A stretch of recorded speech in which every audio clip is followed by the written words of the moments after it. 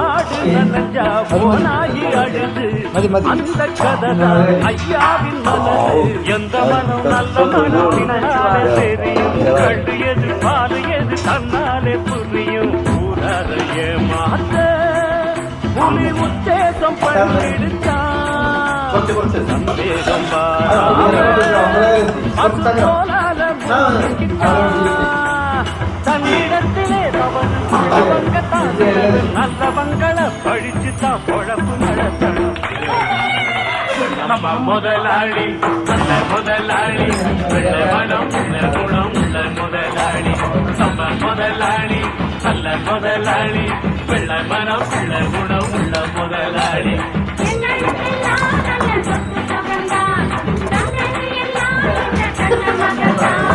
நம்ம முதலாளி நல்ல